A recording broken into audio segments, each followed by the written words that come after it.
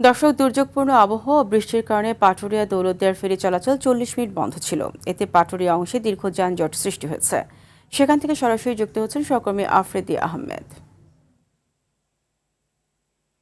আফ্রিদি, দুপুরে যানজট ছিল, এখন কি অবস্থা জানাবেন? জি ফারিয়া, আপনাকে ধন্যবাদ। আমি এই মুহূর্তে রয়েছি মানিকগঞ্জের পাটুরিয়া যে ৩ নং ফেরিঘাট সেই এলাকায়।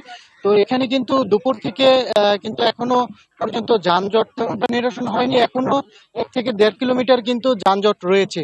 এবং সেই সাথে আমি আপনাকে একটু জানিয়ে রাখি যে দক্ষিণ পশ্চিমাঞ্চলের ২১ জেলার মানুষ কিন্তু এই নো রুট দিয়ে কিন্তু যাতায়াত করছে।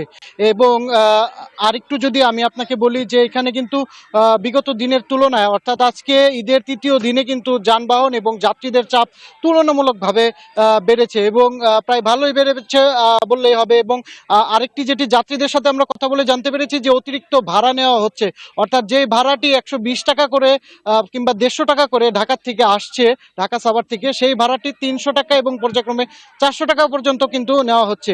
এবং দূরপাল্লার যে বাসগুলো সেগুলো যাত্রীদের কিন্তু নামিয়ে দিয়ে তারপরে কিন্তু ফেরিতে উঠছে দুর্ঘটনা এড়াতে।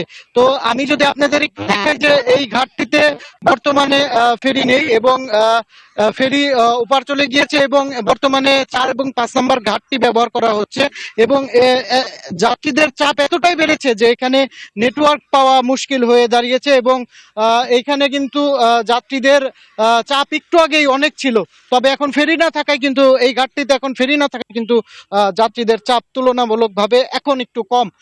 তবে যানবাহনের যে দীর্ঘ সারি সেটি কিন্তু রয়েছে। এই ছিল মানিকগঞ্জের পাটুরিয়া ঘাট থেকে সর্বশেষ পরিস্থিতি। জি ফারিয়া। আফ্রিদি, আপনাকে ধন্যবাদ।